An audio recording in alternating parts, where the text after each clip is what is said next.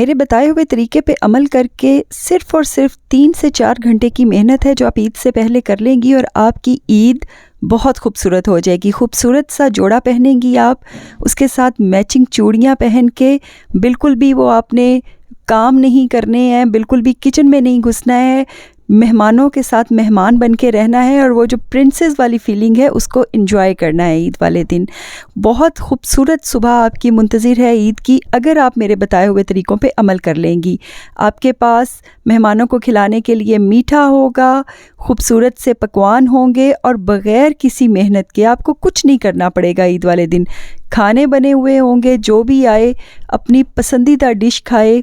अपनी इस्तात के मुताबिक आपका लविश किस्म का डाइनिंग टेबल रेडी होगा।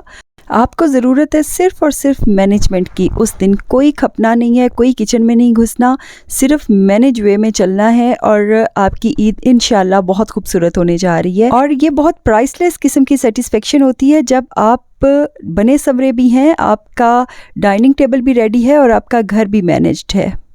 बिस्मिल्लाहिर्रहमानिर्रहीम। कैसी हैं मेरी यूट्यूब की साथी? उम्मीद है कि सब खैरियत से होंगी। अल्हम्दुलिल्लाह मैं भी बिल्कुल ठीक हूँ।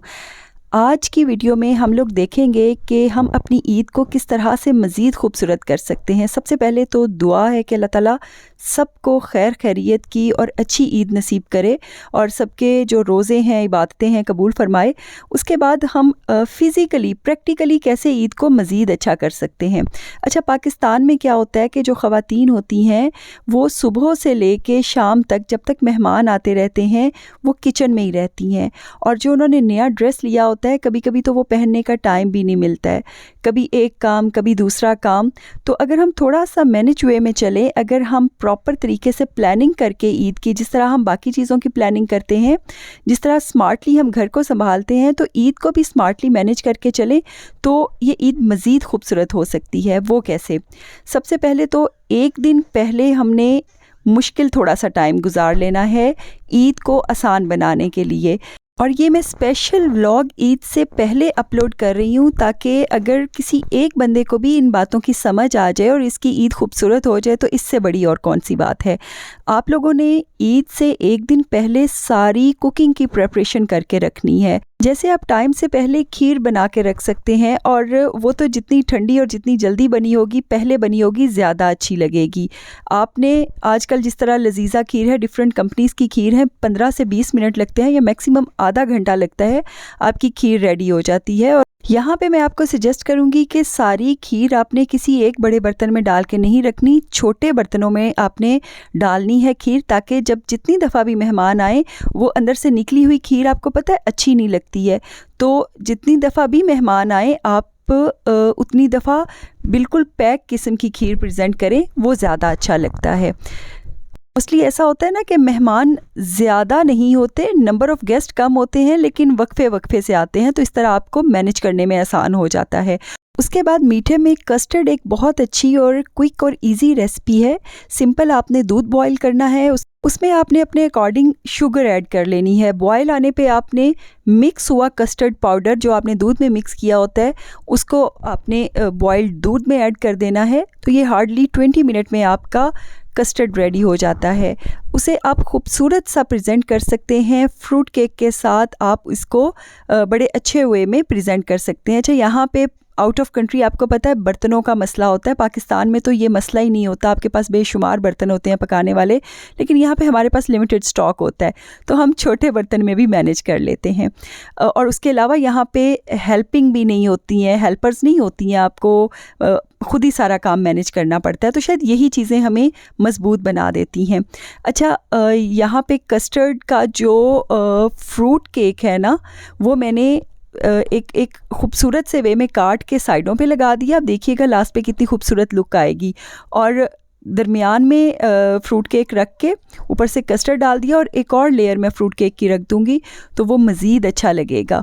जब थोड़ा सा मैं इतना थिक नहीं बनाती हूँ, थोड़ा सा थिन टेक्सचर रखती हूँ, फिर जब फ्रूट केक अब्जॉर्ब कर लेता है इसका जो वाटरी टेक्सचर होता है तो बहुत अच्छा लगता है। यहाँ पे मैंने एक और लेयर लगा दी फ्रूट केक की ताकि खाने में भी अच्छा लगे, खाली कस्टर्ड ना आए, ट्राइफल का सा टेस्ट आए।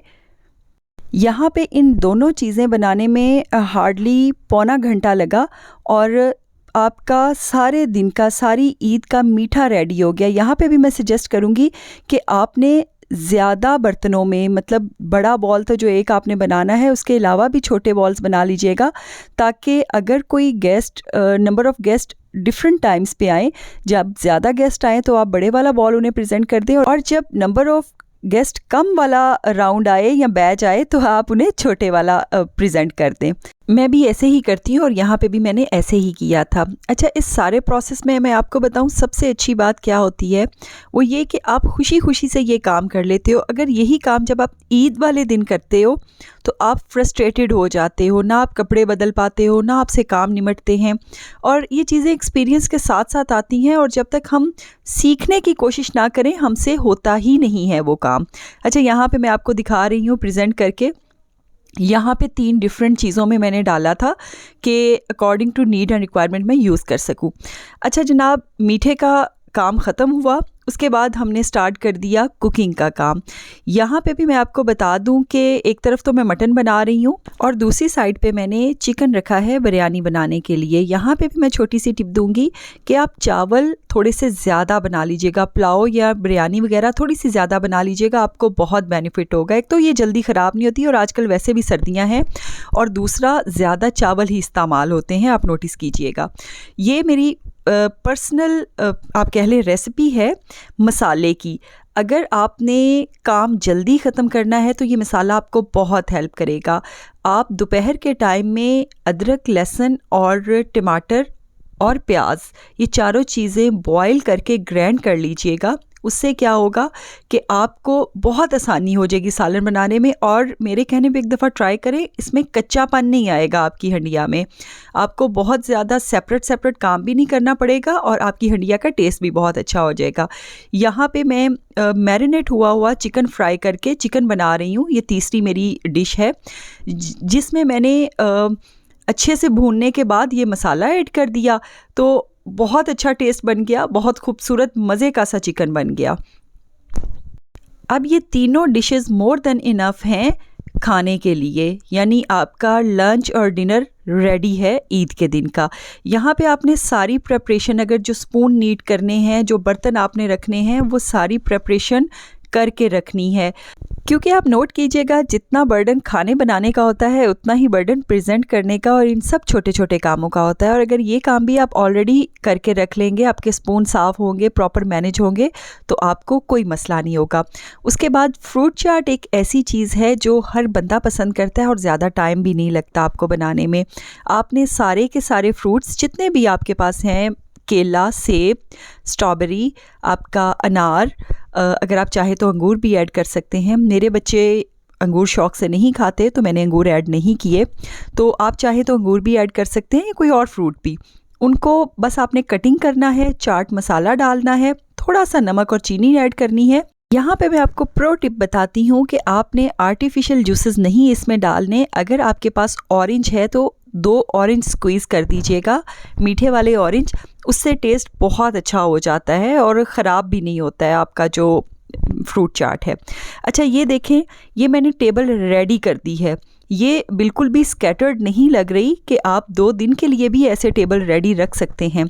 सिर्फ पानी रख देना है और साथ कोल्ड ड्रिंक्स वगैरह, और डाइनिंग टेबल पे आपने बर्तन वो वाले रख देने हैं जिस तरह चम्मच वगैरह का ये मैंने रखा हुआ है बॉक्स, उसके बाद ग्लासेस और वो बर्तन जो खाने में इस्तेमाल होने हैं। जिस तरह अगर 4 लोग आ जाते हैं तो 4 लोगों का जो बैच है वो बड़े आराम से इन बर्तनों के साथ आप उनको खिला सकते हैं खाना, जो मैंने खाना बनाया है।